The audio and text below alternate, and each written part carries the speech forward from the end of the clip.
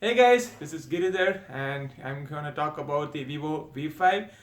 Vivo has recently launched this mobile and this mobile is going to be available in retail stores soon. So before you go and make a decision and if you want to check out whether this mobile is good for you, I'm going to give you my initial impressions of this Vivo V5.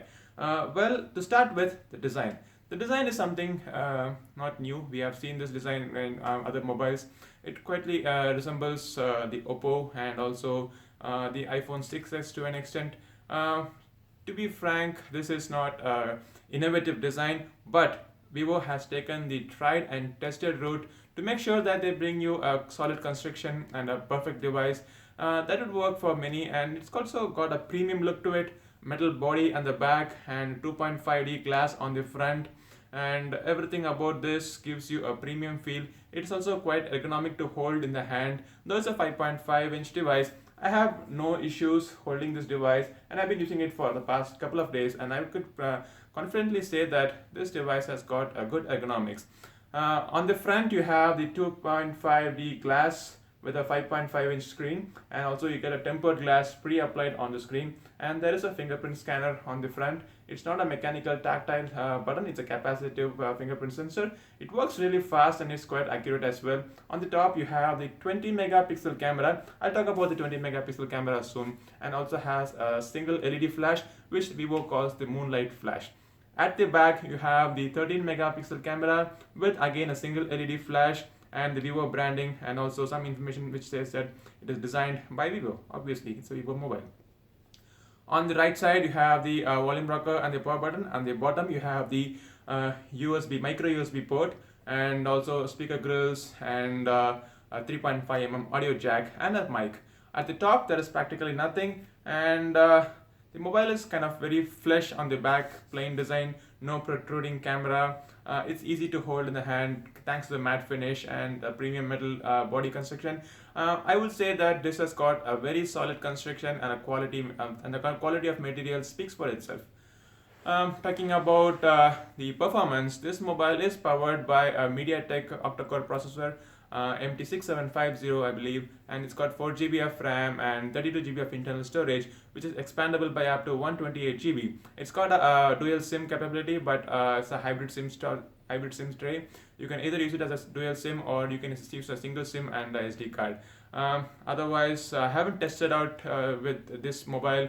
I haven't put all of my applications, the usual games which I play in this mobile. I haven't done that yet, so I can't comment fully on the performance. But initial impressions, I would say that the UI is quite smooth. It runs on the Android 6.0 with FunTouch OS on top of it. It's got quite some features, but still, FunTouch OS has got some a long way to go for the perfect finishing on the OS, I would say. It works perfectly fine. It's quite smooth and lag free, and I would definitely have to fill up the memory to the brim to say that it works without any glitches.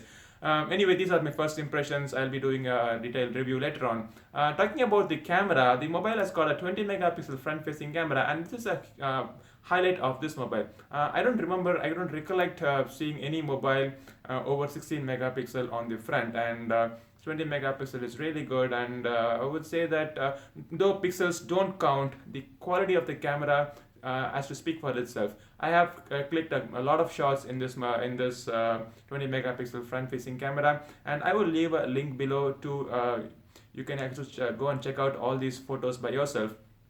The camera app is not that great. It has a bit of bugs, especially when it comes to compensating for the exposure on the front camera. It is very inconsistent.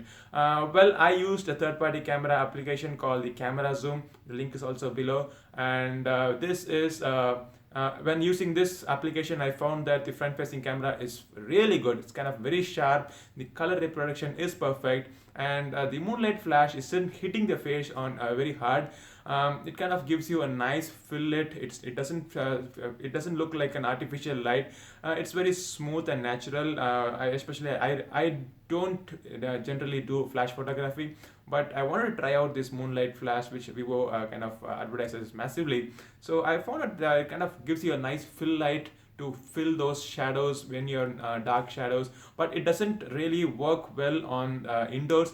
because the reason I found that in indoors, when you have ample flash or ample light, the shutter speed must be fast. Well, this software is not optimizing the shutter speed based on the light of the front facing flash. Otherwise, I would say that it's really good on the outdoors, and it still kind of needs to get better on the indoor as well. The 13 megapixel camera at the back is really good, I would say. When I compared with the Xiaomi S6 or even the Oppo F1s, I would say that this has got a very nice processing on the rear camera, especially, and the color saturation, the exposure levels, brightness, contrast, everything is right. And all this on ample daylight. On low light, it just tends to gather up some noise, but it is natural. I wouldn't I expect anything more than that, though it's a f2.0 lens. The shutter speed is not high enough, or shutter speed control isn't there much. And that's the reason I'd say that the low light photography isn't that great, but it is still decent. Well, the camera app has a long way to go, and there are little features available, and similarly priced mobiles have a lot of features on the camera, and this is something which I have conveyed to the Vivo technical team, and they have agreed to kind of give more features, and it's in their roadmap. And actually, they haven't agreed, it's in their roadmap to come up with a lot of features on the Vivo camera app especially, and they're going to optimize the camera for better performance as well. With respect to battery, it is running on a 3000 mAh battery, and I haven't tested out the mobile with putting my SIM card. I haven't done anything, which is kind of still fresh in my hand. So I would reserve my comments to the later part of time. And this mobile has also got DAC. DAC means a digital to analog converter, and this is a proprietary chip which Vivo has developed and put inside the mobile to give you a high fidelity musical experience. So the mobile also comes with a headset in the box. The headset in the box is not of good quality, but I tried with my own headsets, and I can vouch for it. It's got a very fantastic musical reproduction, but still I have to listen to my usual set of music, which helps me determine the quality of the music. So again, I would say that do wait for my full review. Stay tuned for Phonalicious. Do make sure to subscribe to our channel, and I will see you in the next video. Until then, this is Giridhar signing off. Goodbye.